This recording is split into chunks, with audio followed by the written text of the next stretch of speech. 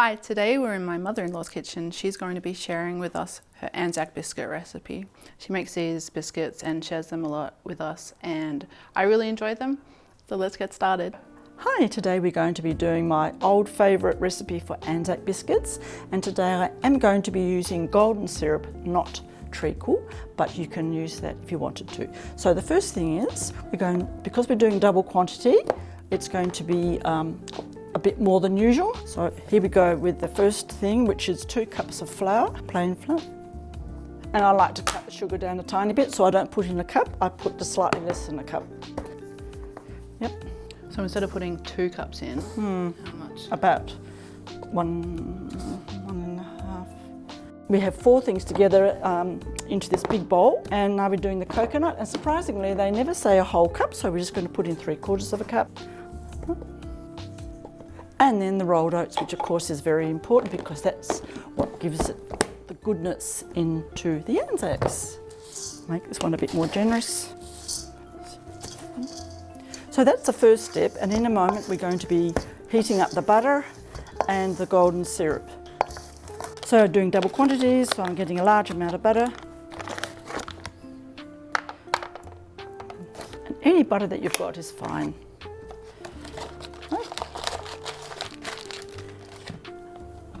Would you use margarine in this if you had it?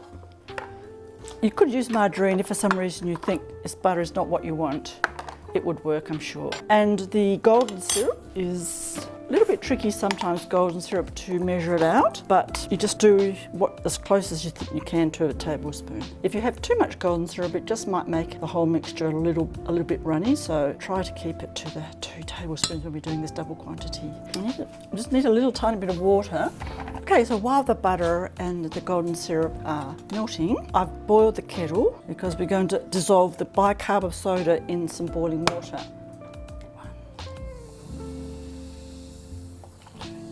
I use this very accurate tablespoon so that I'm not adding too much water by mistake by using a tablespoon which isn't quite accurate. So this is the way I do it.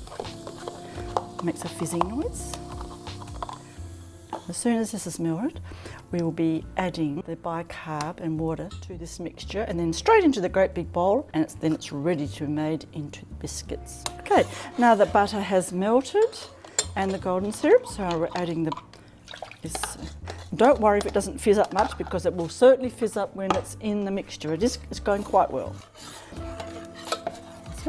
And while it's still warm and still fizzing, we put it straight into the mixture of the rolled oats and the other thing. So because you've already stirred the dry ingredients before, it's all very quickly comes together very well. We have 3 trays today. The metal ones have got baking paper on them, and the pink non-stick one, I've just put a tiny little bit of butter over it. Probably doesn't need it, but just so they don't get stuck to the tray.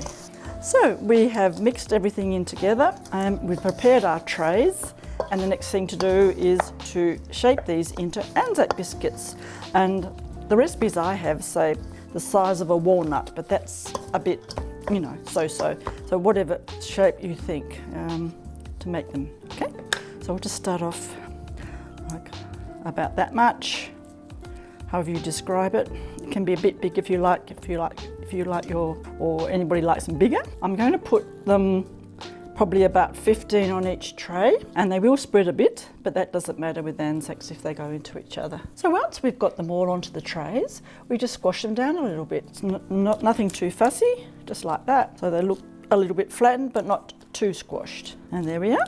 And they're ready to go into the oven. So we're going to do fan forced because we've got 3 shelves today. Otherwise I would just do, if I was doing 1 tray, I'd just do it in the middle of the oven on regular. Putting them in here underneath each other, and my own habit is to halfway through to swizzle them around, because they don't actually cook completely evenly, even though it says fan forced.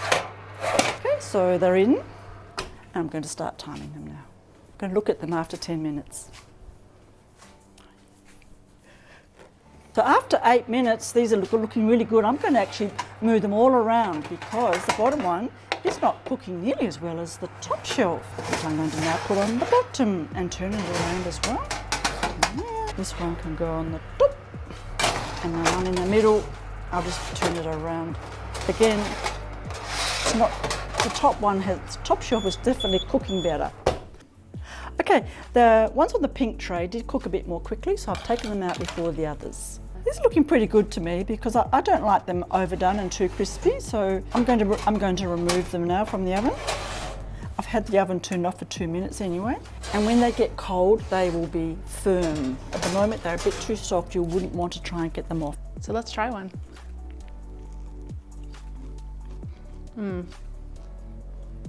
They're still warm and soft from the oven. They're so good. If you haven't tried Anzac biscuits, I really recommend it. These are common here around Anzac Day, which is in April, but you can buy them year round and they're just really great to enjoy anytime, really. So good. Thank you for watching today's video where we made Anzac biscuits, and thank you to Fiona for sharing her recipe with us and making the biscuits. Thank you, bye.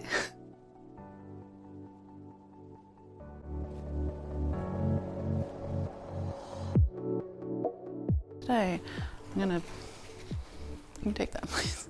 Is it recording?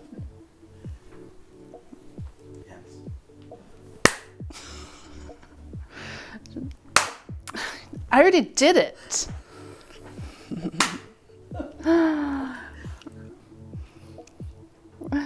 Okay.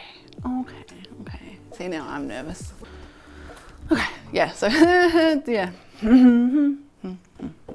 I'm all like, yeah, no, it's fine, just be yourself, it's fine, just don't worry. And then when I have to do it. You're talking to your girls, okay? Okay.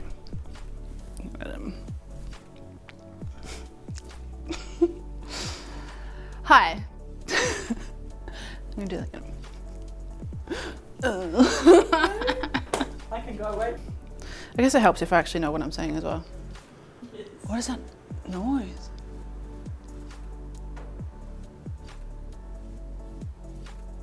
It's a car. Oh no! I don't want to record with him. Now that will put me off. Everybody feels like talking about poor Neville. Because he will tease you. Maybe it wasn't. No, it was up to one of the neighbours. Okay.